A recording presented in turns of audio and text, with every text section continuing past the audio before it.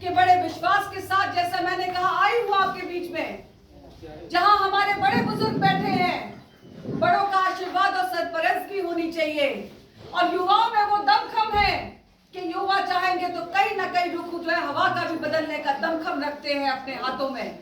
और उसी तरीके से मैं निवेदन करूंगी अपने युवा भाइयों से कि बड़ों के सहयोग से आप सब लोग एक एक वोट को अपने घरों से निकालकर, चाहे हमारी चाची हो, ताई हो, भाभी हो, दादी हो, बहन हो, जिनका भी वोट है, कोई एक वोट घर तक ना रहने पाए, बल्कि एक एक वोट को बूथ तक निकाल कर पहुंचाने का काम करें, जिससे कि आपके जीत के अंतर को बढ़ाने का।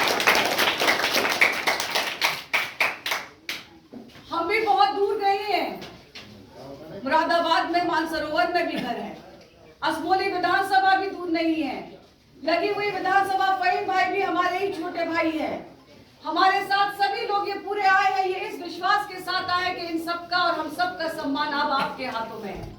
अगर मैं कह दूं कि पिंकी यादव यहाँ से जिता के अकेले भेज देंगी, हम नहीं कर सकते अकेले जिताने का काम, क्योंकि जिताने का काम अगर किसी के हाथ में है तो वो काम आपके हाथ में है, और आप ही है केवल ऐसे शख्स जो कि माननीय आजम खान साहब और अखिलेश यादव जी के हाथों को मजबूत कर सकते हैं।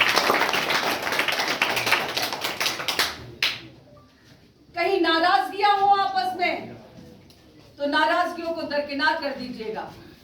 होता है गांव में, हमारे भी गांव में होता है, हम सब लोग गांव से जुड़े हुए लोग हैं, किसानों से जुड़े हुए लोग हैं।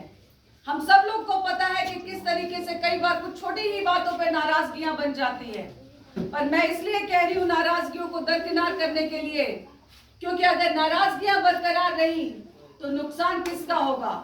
नुकसान आपका और हमारा होगा, नुकसान हमारे आने वाली नस्लों का होगा, नुकसान हमारे उन बच्चों और नौजवानों का होगा जिन्होंने कहीं ना कहीं ये सोच के रखा है कि कहीं ना कहीं और कभी ना कभी तो हमारे लोग हमारे लिए खड़े होकर हमारी नौकरियों को दिलाने का काम करेंगे, हमारी बेटियों और बहनों की सुरक्षा का काम करेंगे। इसीलिए मैं आपसे कहना चाहती हूँ कि कहीं पर भी बहकावे में मत आइएगा। आपने भी देखा, ये युवा भाई जानते हैं कि 4 साल का सेना में जब भर्ती होती है, खास तौर से मैं अपनी विधानसभा की बात करूं, हमने देखा है कि मैं रात के 3-3 बजे तक भी घूमी हूं, तो 3 बजे भी सर्दी के समय में भी बच्चा जूते मोजे पहन के और बनियान में और अपने पहन के तैयार होकर स्पोर्ट्स का करके दिन और रात चक्कर लगाता है कि सेना में भर्ती हो जाऊंगा तो मेरे घरों के हालात सुधर जाएंगे। उसकी ख्वाहिश होती है कि दिल जो है उसका ये कहता है कि देश के लिए जान देने के लिए तक तैयार होता है। जो व्यक्ति जान देने तक के लिए देश को तैयार है, आप उसे 4 साल की नौकरी देना चाहते हैं, और 4 साल बाद वो करेगा क्या, इसका कहीं कुछ पता नहीं। 4 साल बाद वो कहां जाएगा, क्या करेगा? आपने कहीं पर भी कोई उसके लिए पुख्ता इंतजाम किए?